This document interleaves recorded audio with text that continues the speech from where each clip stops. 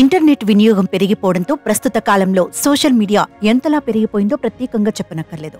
దేశ రాజకీయాలను సైతం ప్రభావితం చేసేలా సామాజిక మాధ్యమాలు మారిపోయాయి.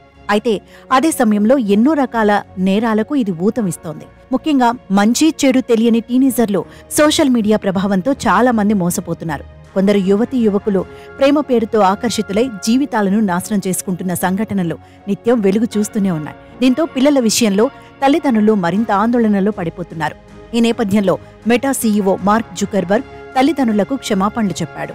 సోషల్ మీడియాతో ఎన్ని ఉపయోగాలున్నాయో అంతకంటే ఎక్కువ నష్టాలు కూడా ఉన్నాయి. ముఖ్యంగా చిన్నారులు, టీనేజర్ల విషయంలో ఈ ప్రమాదాలు మరింత తీవ్రంగా మారుతున్నాయి. తాజాగా చిన్నారుల భద్రతపై యుఎస్ సెనెట్ విచారిస్తున్న సమయంలో ఈ విషయం చర్చకు వచ్చింది. దీంతో సోషల్ మీడియా ప్రభావం కట్టడికి తగినన్ని చర్యలు తీసుకోవడం లేదంటూ చట్టసభ సభ్యులు జుకర్బర్గ్ పై ఆగ్రహం వ్యక్తం చేశారు.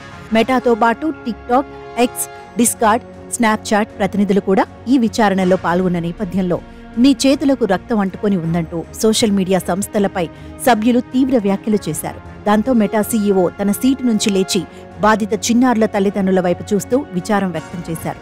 మీరు అనుభవించిన బాధ ఎవరికీ రాకూడదని, దీనికోసం మీరంతా తమని క్షమించాలని కోరారు. ఇకపై మెటాకు చెందిన ఫేస్బుక్, ఇన్స్టాగ్రామ్ వంటి సోషల్ మీడియాల ద్వారా టీనేజర్స్ కు అపరిచితులు పంపే సందేశాలను బ్లాక్ చేస్తామని మెటా వెల్లడించింది.